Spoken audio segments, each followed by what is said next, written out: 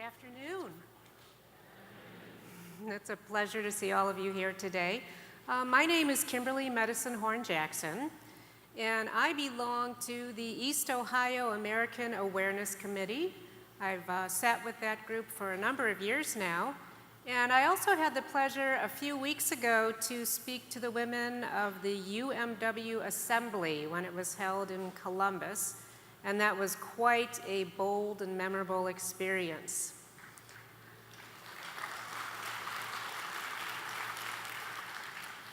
I wanted to share with you today my time at Standing Rock and some thoughts as an Indigenous woman. I come with my family behind me from the Yankton Sioux tribe in southeastern South Dakota. In October of 2016, I went to the prayer camps in Cannonball, North Dakota, near the Standing Rock Reservation, where the No Dakota Access Pipeline construction was challenged by the Standing Rock tribe, who were armed only with prayer against corporate business. Before I traveled there, I saw grandmas, I saw women, I saw children standing in prayer over land that was scheduled to become defiled because dollar signs shone brighter than human lives did. Through the magic of live feed on social media, I saw when the attack dogs were unleashed on Indigenous people standing in prayer against greed, standing against the injustices committed against the earth God created for all of us. I was only on site for a short time, but long enough to share space with the Oceti Shikawi, the 7 council fires my Yankton people are a part of, and who had not all convened together since 1876 for the Battle of Greasy Grass, or for its more well-known name, Little Bighorn. What I felt on the grounds of the camp was a land steeped in prayer, and it was unlike in any church service I had ever attended. In fact, the day we left camp, I heard someone saying morning prayers in the Lakota language over the loudspeaker. And it is such a beautiful language. I saw how our freedoms of speech, of press, and of religion were compromised, and how our human rights were violated.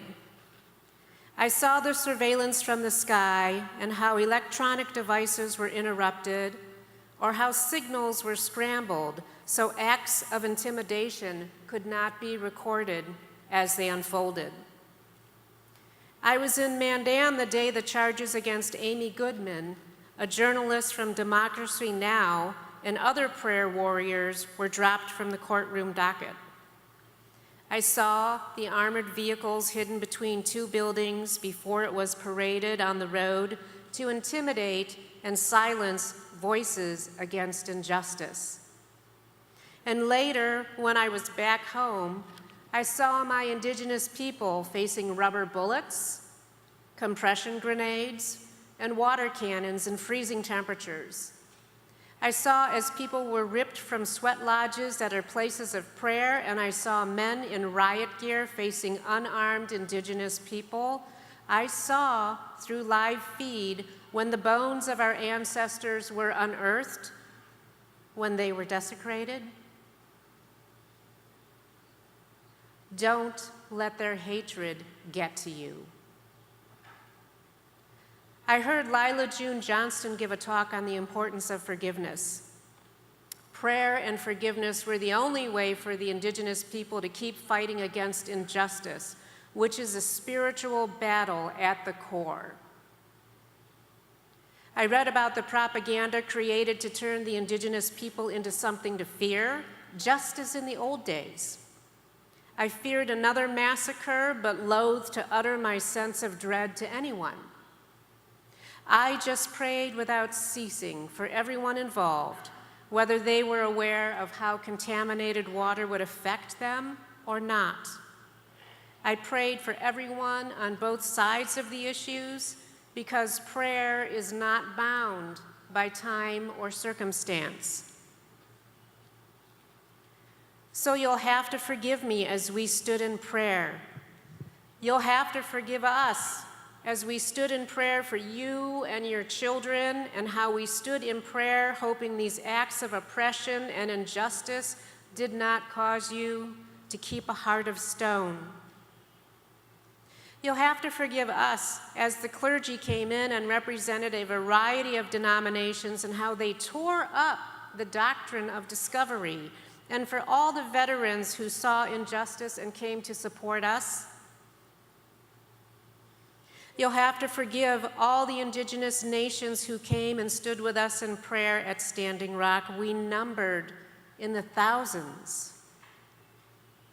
And you'll have to forgive the non-natives who joined us in time of need. I spoke with some who even quit their jobs and sold their homes to come and stand in prayer with us. You'll have to forgive our voices as we wrote our experiences down in poetry, in essay, and in live news feeds on social media so the whole world could watch. You'll have to forgive us for being created as indigenous and in the likeness and image of God. We are commanded to love one another without exception. If you remember, love is patient, love is kind. Love does not envy or boast. It does not keep a record of wrongdoing.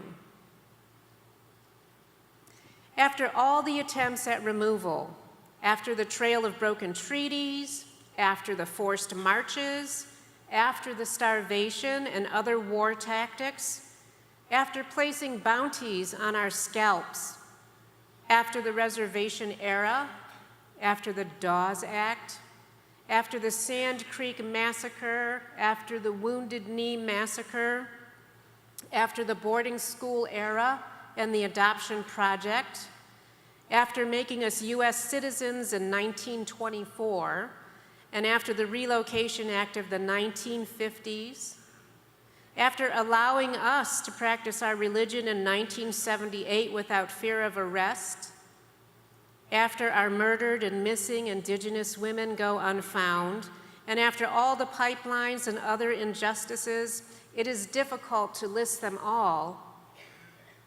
We are still here. I do forgive the wrongs done to my family in the past and in the present. I forgive you for not knowing about any or all of these injustices. I forgive the unwarranted use of mascots or logos for sports teams while you try to convince yourselves you are honoring us. We know better. I forgive the erasing of our history from the books our children read in schools today. Our voices will not be silenced. Our stories will be heard, even if it is by one person at a time. We have patience. We have waited 500 years.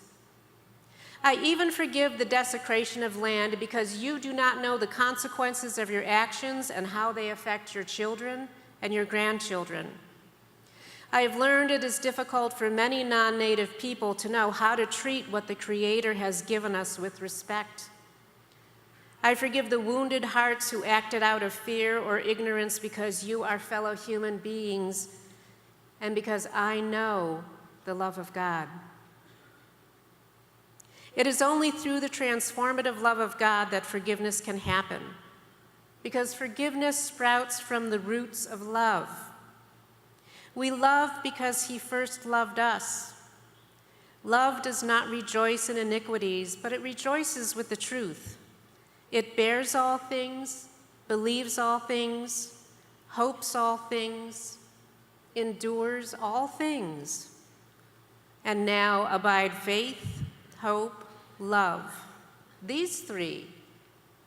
But the greatest of these is love.